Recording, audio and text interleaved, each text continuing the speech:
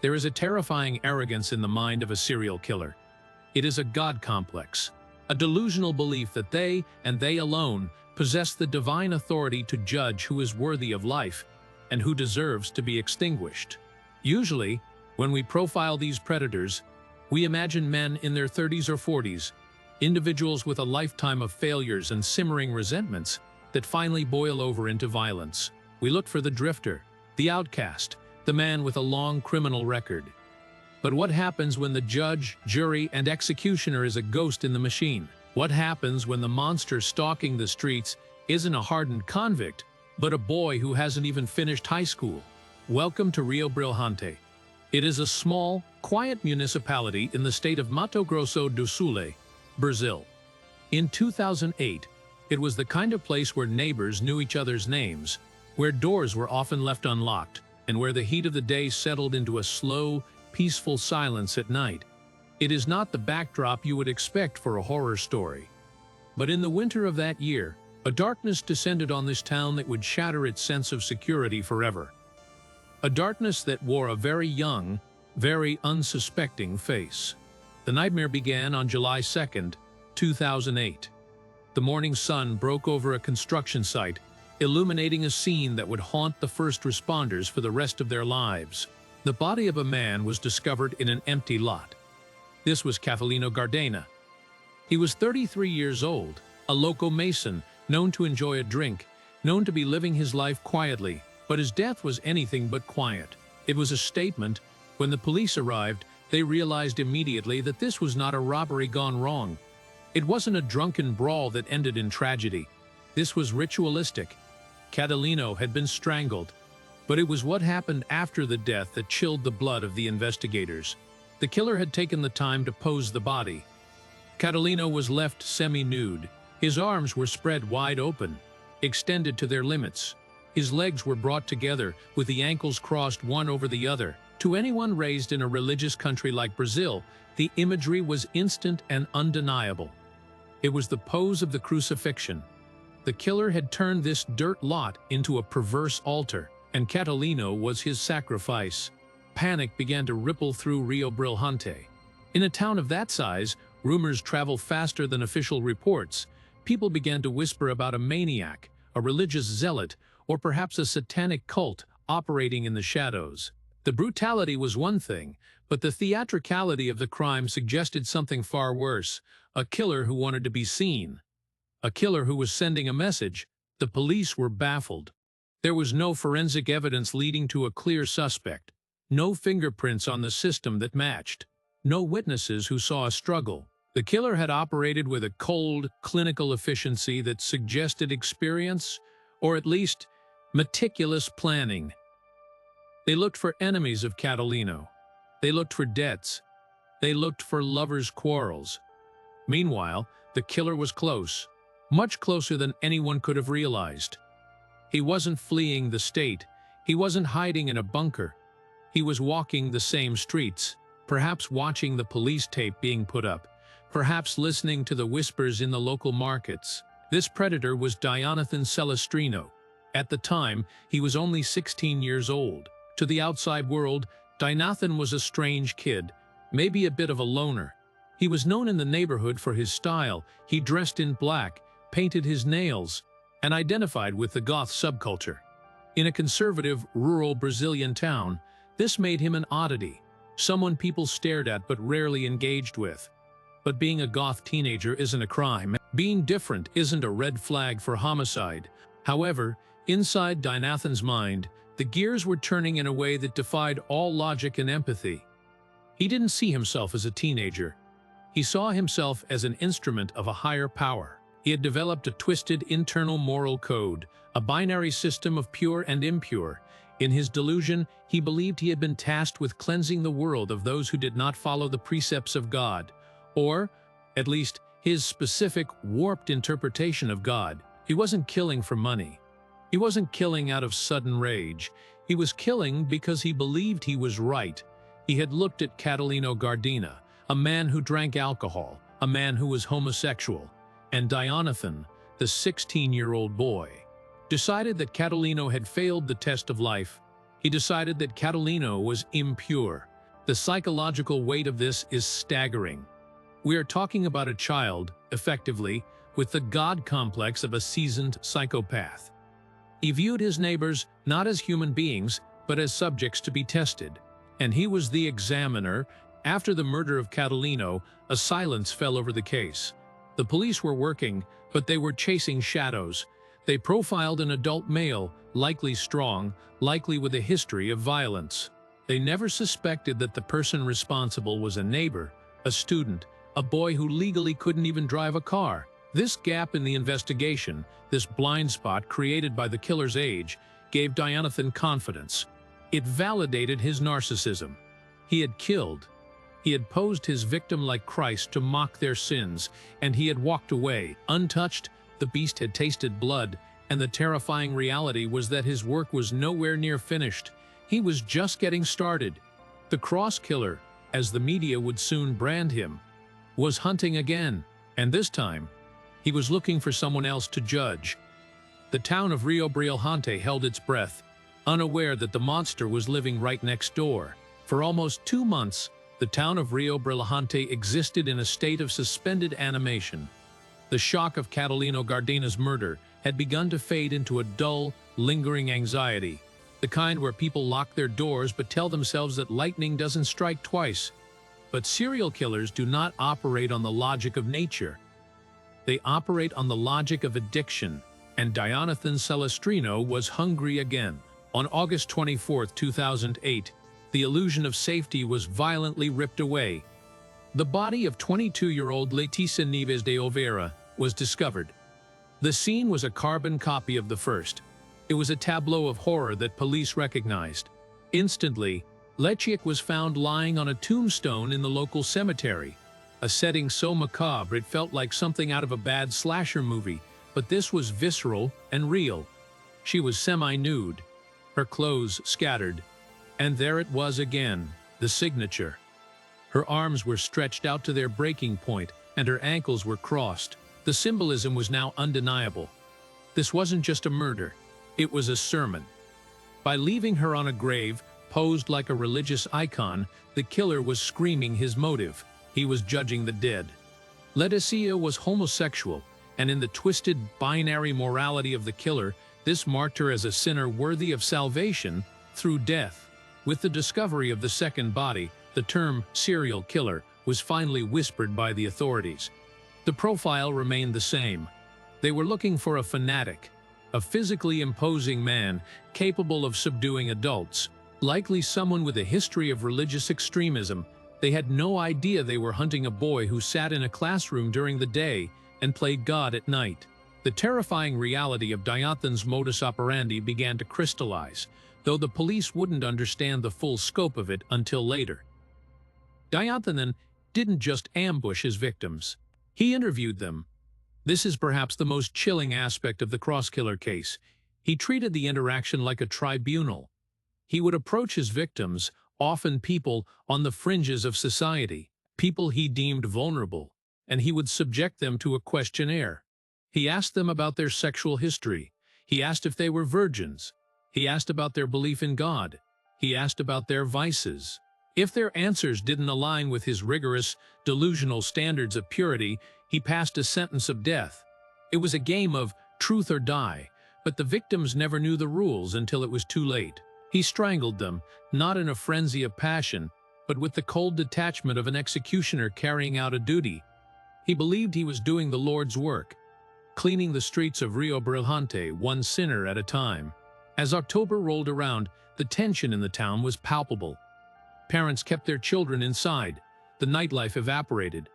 And then, on October 3rd, the killer struck for the third time. This time, the victim was a child.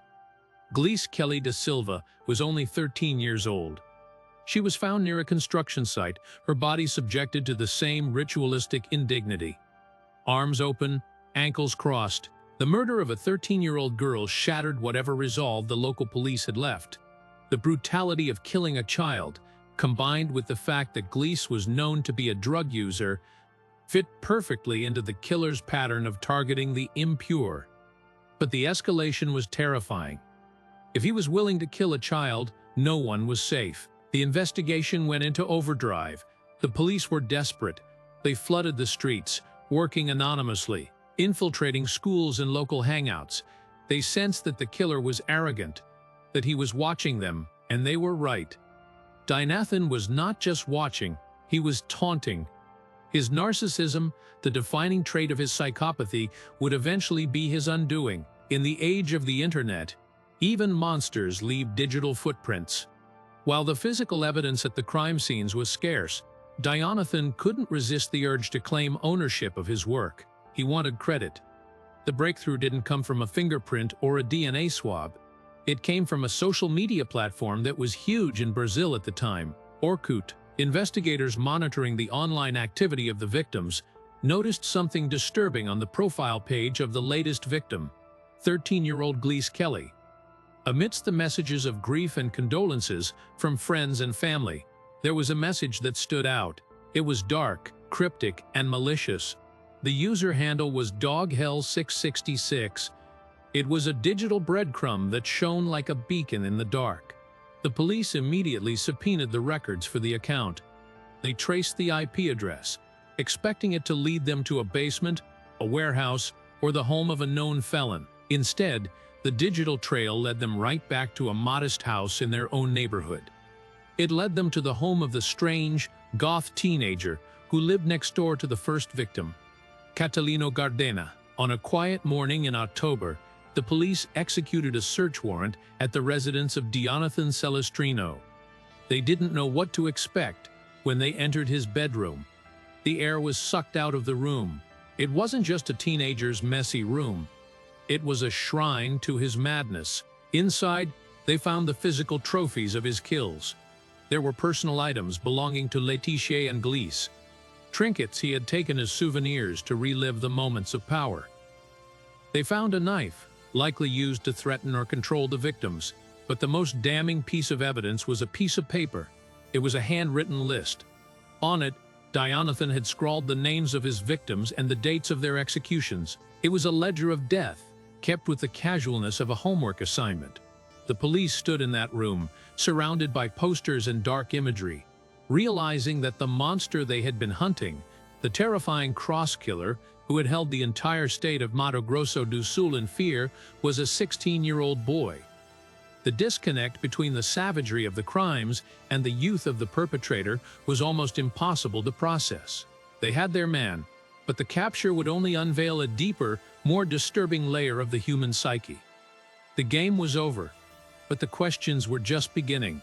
When the handcuffs clicked around Dyonathan Celestrino's wrists, there was no struggle. There were no tears of a scared child realizing his life was over. Instead, the police were met with the icy, unnerving calm of a soldier who believed he had simply completed a necessary mission. In the interrogation room, the 16-year-old didn't plead for his mother.